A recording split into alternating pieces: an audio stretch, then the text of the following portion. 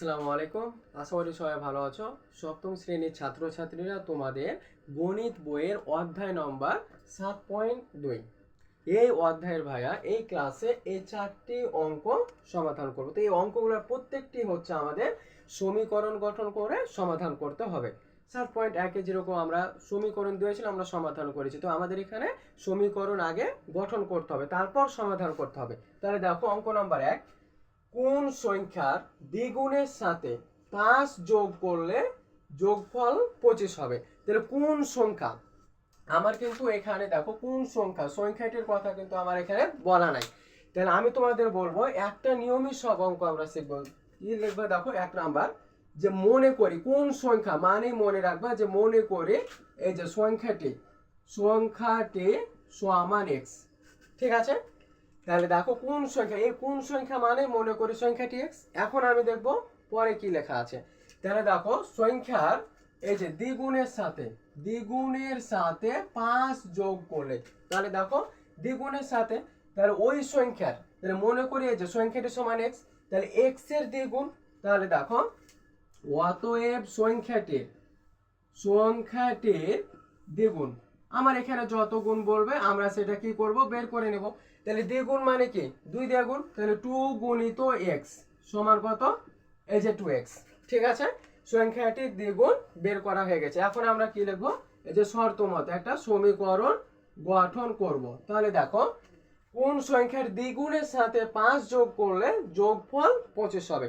তাহলে আমার সংখ্যাটির সাথে যোগ করতে হবে না, সংখ্যার দ্বিগুণের সাথে আমাকে কি যোগ করতে হবে 5। তাহলে সংখ্যাটির দ্বিগুণ কত হয়, তো 2x। তাহলে শর্ত মতে 2x এ 5 কি করতে বলেছে, যোগ। তাহলে 2x + 5 সমান।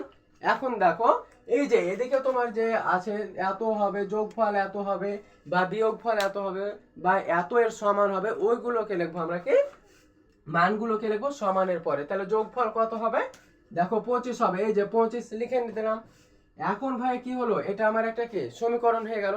এই সমীকরণ মানে হচ্ছে ভাই আমাকে কার মান বের করতে হবে, চলকের মান বের করতে হবে। তাহলে আমার এখানে চলক কি আছে, এক্স, আমি এক্স এর মান বের করব।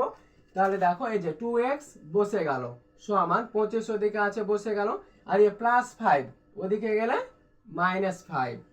তাহলে বা এই যে 2x সমান 25 এর সাথে 5 কি আছে বিয়োগ, তার মানে কি বাদ দেব, 25 থেকে 5 বাদ দিলে আমার কত 20। তাহলে বা এই যে দেখো x থেকে গেল, x আর 2 পাশাপাশি আছে মানে কি গুণ হয়ে আছে, তাহলে এদিকে গুণ ওদিকে গেলে ভাগ। তাহলে দেখো 20/2। তাহলে অতএব x সমান হচ্ছে, তাহলে এই যে 2 দিয়ে ভাগ করে দিলাম 20 কে, তাহলে কত পাবো আমরা 10। এটাই হচ্ছে আমার কি অ্যান্সার। ঠিক আছে, এখন 2 নাম্বার অঙ্ক দেখো। 2 নাম্বার অঙ্কটি হচ্ছে, দেখো 2 নাম্বার অঙ্ক, তাহলে কোন সংখ্যা থেকে 27 বিয়োগ করলে বিয়োগফল -21 হবে। তাহলে এই যে কোন সংখ্যা মানে মনে রাখবা যে আমাকে সংখ্যাটি ধরে নিতে হবে কি, মনে করি সংখ্যাটি সমান x, তুমি যাই ধরবা তাই হবে, কিন্তু আমি এখানে x ধরলাম। যে কোন সংখ্যা মানে কি মনে করি সংখ্যাটি x। আমার দেখো 1 নম্বরে বলেছিল দ্বিগুণের সাথে 5 যোগ করতে হবে, আমার কি এখানে দ্বিগুণ আছে, নাই। কোন সংখ্যা থেকে 27 বিয়োগ করলে, মানে আমার সংখ্যাটি থেকে 27 বিয়োগ করতে হবে, এখানে কিন্তু আমার দ্বিগুণ বলা নাই বা কোনো গুণই বলা নাই, তাহলে আমি ওটা বের করবো না। তাহলে আমি ডিরেক্টলি কি দেবো, শর্ত মতে, আমার সংখ্যাটি ধরা হয়ে গেছে, আমি কি দেবো, শর্ত মতে। এই যে দেখো শর্ত মতে এই সংখ্যা থেকে, মানে আমার x থেকে কত বিয়োগ করতে হবে 27, তাহলে x - 27 সমান। ঠিক আছে, আমি তোমাদের আগেই বলেছি যে এই যে বিয়োগফল এত হবে বা যোগফল এত হবে, ওটা আমরা কোথায় লিখবো, সমানের পর। তাহলে এই যে -21, তাহলে দেখো এই যে -21 আমার বসে গেল।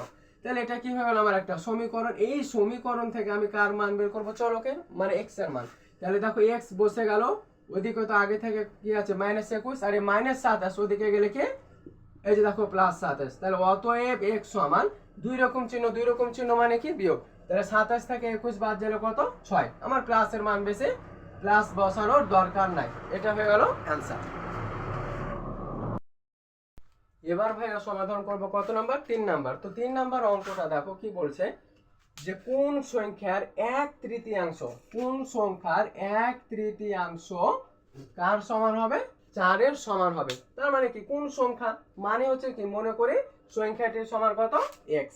3 নাম্বার ঠিক আছে। দেখো এখন এখানে আমার 1/3 মানে এই যে এই সংখ্যা x এর 1/3, তাহলে অতএব সংখ্যাটির 1/3, তাহলে দেখো 1/3 সমান কি দ্বিগুণ মানে আমরা কি লিখেছিলাম 2 গুণিত x, 3 গুণ মানে কি 3 গুণিত x বা 2x 3x। তাহলে এবার কি 1/3 মানে 1/3, তাহলে কার কোন সংখ্যা মানে আমার এই যে x এর, তাহলে দেখো x এর মানে কি গুণিত 1/3। তাহলে দেখো এই যে 1/3 এটা কি একটা ভগ্নাংশ, এই ভগ্নাংশের সাথে কোনো কিছু গুণ মানে যেটা গুণ থাকবে সেটা কার সাথে গুণ হবে উপরের সাথে। আমরা x কে যদি 1 দিয়ে গুণ করি তাহলে হবে x, কারণ আমরা 1 কে যা দিয়ে গুণ করব তাই। তাহলে x/3, তাহলে দেখো আমরা এখানে পেয়ে গেছি এই সংখ্যাটির এই যে 1/3, ঠিক আছে। তাহলে এখন এই এই যে দেখো 1/3 কার সমান হবে 4-এর সমান। তাহলে আমরা কি লিখবো এই যে শর্ত মতে x/3 সমান হচ্ছে কত এই যে 4-এর সমান হবে, মানে এটা আমরা কোথায় লিখবো সমানের পরে এই যে 4। তাহলে এটা আমার কি হলো সমীকরণ। এখন আমি এখান থেকে বের করব চলকের মান। তাহলে দেখো বা আমার এইদিকে 3 কি হয়ে আছে ভাগ হয়ে আছে, ওদিকে গেলে গুণ।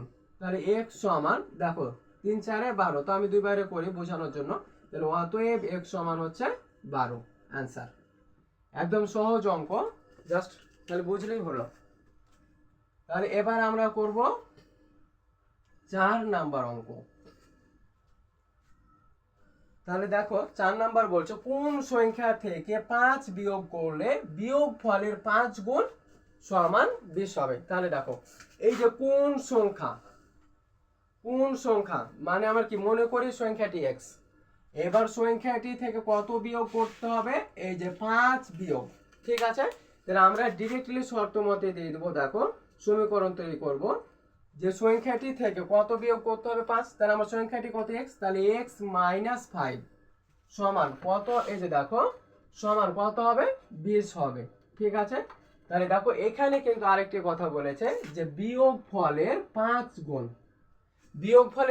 গুণ, তার মানে দেখো এই যে x - 5 এটা আমার কি বিয়োগফল, এই বিয়োগফলের 5 গুণ মানে কি এই যে দেখো একে আমরা কি করব এই যে 5 দিয়ে গুণ, ঠিক আছে। আমার সমীকরণ এখন তৈরি হয়ে গেছে, আমি কি করব সমাধান।